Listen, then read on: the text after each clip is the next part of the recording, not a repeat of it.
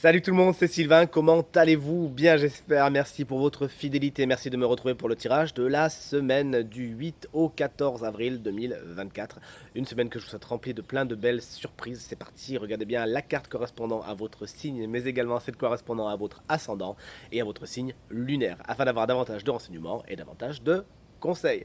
L'ordre du tirage des signes de la semaine est le suivant. On commencera avec vous, chers amis, signe d'eau, puis ce sera votre tour, chers amis, signes d'air. On poursuivra avec les signes de feu et ce sera enfin votre tour, chers amis, signes de terre. Si vous désirez une consultation privée, vous trouverez toutes les informations pour me joindre dans la barre de description de cette vidéo. Il s'affiche également au bas de votre écran et le numéro de téléphone, quant à lui, il est juste ici. Allez, c'est parti, place au tirage. Salut les signes d'eau, comme convenu, on commence avec vous, et notamment vous, chers amis, Cancer, le 3 de bâton, il est à l'envers. C'est votre énergie principale de la semaine, vous avez du mal à voir venir, il y a quelque chose qui ne se développe pas exactement comme vous le voudriez. Le retour sur investissement, c'est pas pour de suite, il s'agira de patienter encore un petit peu, voire de changer votre fusil d'épaule. Toujours est-il, cette expansion, ce développement prend plus de temps que prévu. Et ça va toucher bien sûr tous les domaines de votre quotidien, puisque bien sûr ce tirage est général. Et il vous faudra faire donc encore une fois preuve de patience. La patience, il l'a pas trop, lui, le roi de bâton, qui est votre énergie principale. Chers amis Scorpion, en tant qu'énergie, vous voici doté d'une énergie flamboyante cette semaine, avec beaucoup de charisme et de leadership. Un leadership, somme toute, très naturel. Les gens vous suivent et vous font confiance.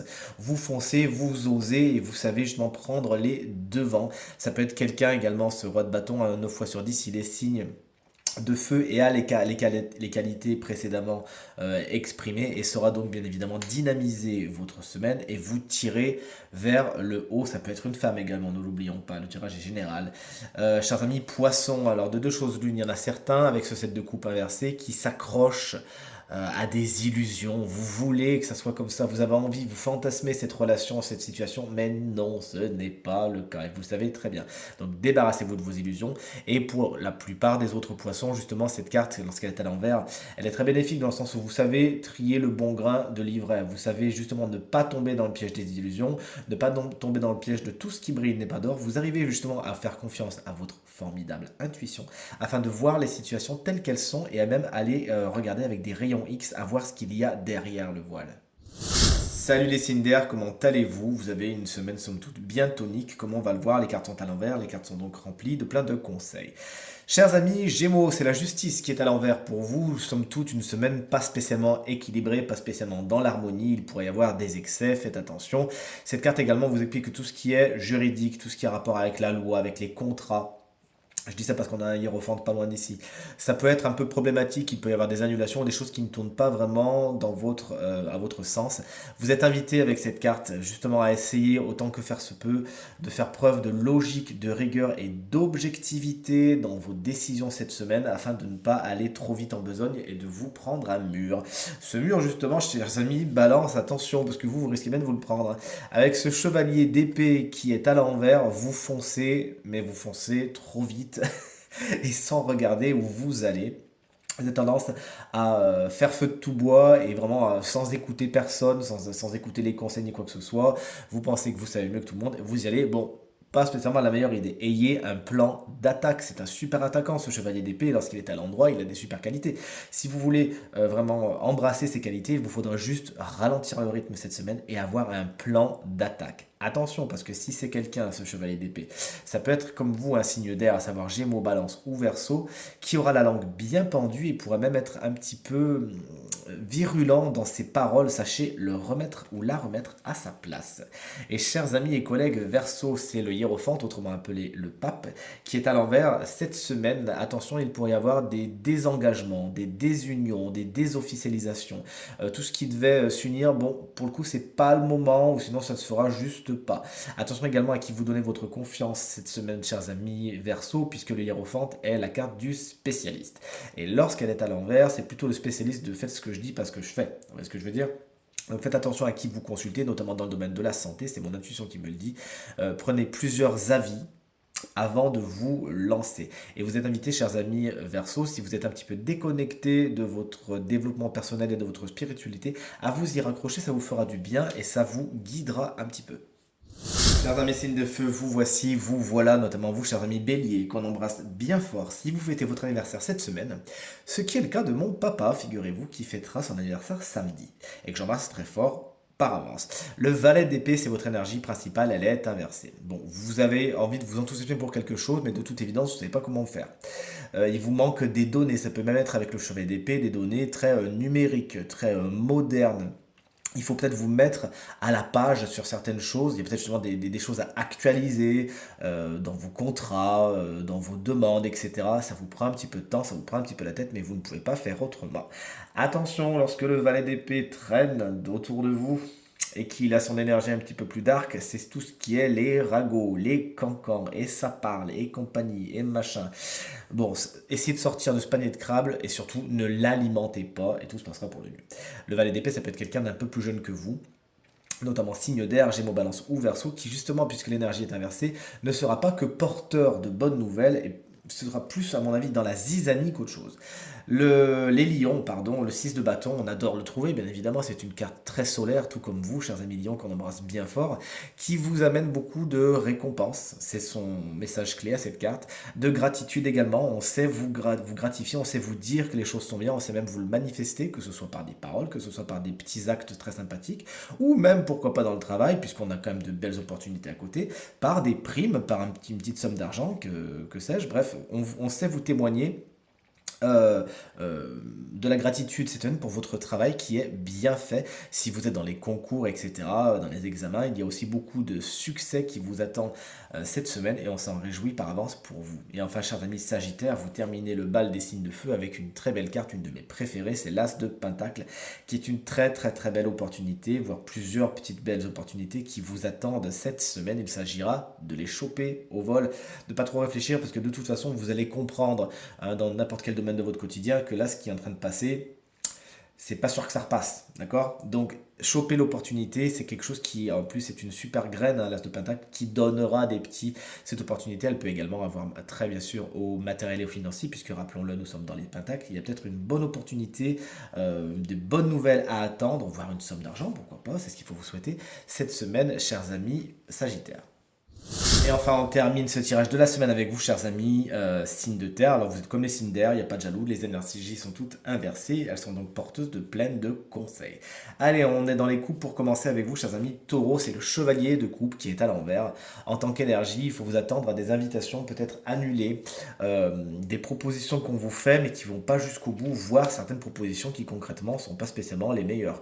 Pourquoi? Parce que les gens qui vous font ces propositions, ont à cœur leur intérêt surtout et pourraient avoir tendance à travestir la réalité pour vous la faire gober plus facilement. Vous voyez ce que je veux dire? Donc méfiez-vous des beaux parleurs cette semaine et tout se passera pour le mieux.